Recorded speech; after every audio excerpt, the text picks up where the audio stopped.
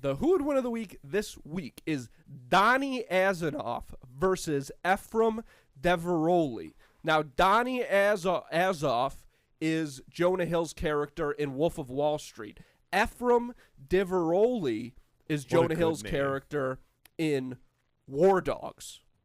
So two Jonah Hill characters, two of his best acting jobs that were like he becomes these guys, you know. It's such a credit to his acting chops. These movies. We were talking about this, and first of all, shout out to War Dogs. Like, listen, I don't mind the movie Who Would Win, or the movie Who Would Win, like Wolf of Wall Street.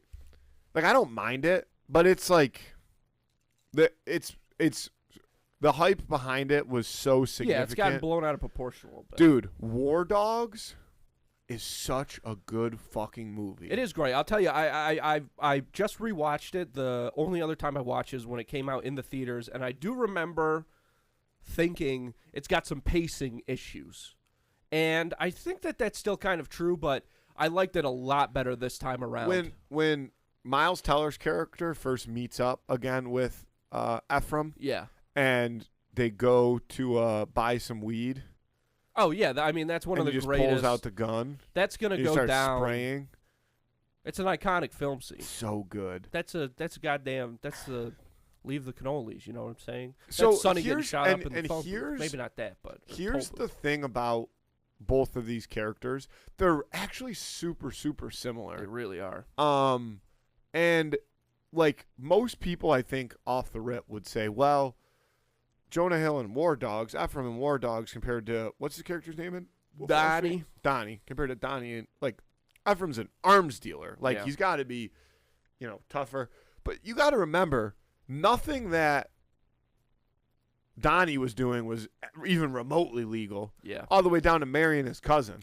That is a great point, because when I was rewatching War Dogs this time around, I'm like, okay, the stuff that they're doing is, like, not the most ethical, but it's not illegal until the very end, basically. Yeah. Wolf of Wall Street, this guy's doing illegal stuff nonstop. Yeah. And to the point about Efraim with the arms dealer, you know, when he pulls out that AK, it's great. He has fired guns, but he's only doing that because he knows they're not going to shoot back at him. Yeah, like he doesn't actually want to kill somebody. No.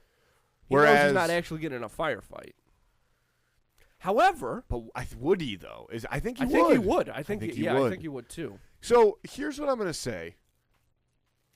So I gotta scratch my head for this. So Jonah Hill, Efraim, right? Mm-hmm. So obviously we're doing this as a classic Who Would Win of the Week fashion. So Efraim has no weapons. Nothing. So let me ask you a question. Okay. Because Donnie has a pretty significant weapon that he uses throughout the movie as well. His big old choppers. Quaaludes. Sure. So are we going, is this no Quaaludes for Donnie if there's no guns for... Yeah, I don't think so. No guns, no Quaaludes. A sad story. Then I think that Efraim wins this fight, because I do think that although both of their motives is to be rich, like that's the kind of characters they both are, is like they'll do anything to get rich. Yeah.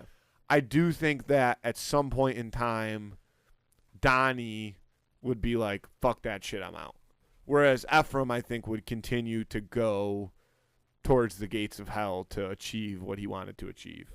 I don't know, man. I mean, this is really difficult because they're very similar characters. And they're two guys who... They're the same height. Yeah, they're the same height. We know that much.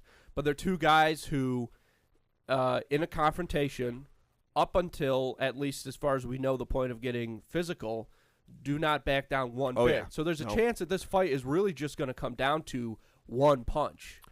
Well, I think it's going to come down to who is willing to truly take it the farthest. Yeah. And I do think that that's Efraim. Okay, I'm gonna say this, and you tell me if you think that refutes your point or if it emphasizes it. In War Dogs, Efraim, for lack of a better term, he basically snitches on Miles Teller. He sends him in. Donnie does not snitch on I think what's that his name? Reinforces my point. Okay. Yeah, because I think that's the kind of exactly. Okay. It's a great call because you could look at it both ways. I'm looking at it is I think it reinforces.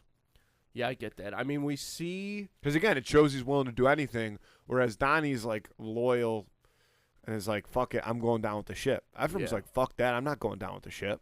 I'm keeping this thing rolling. I'm selling somebody else out to."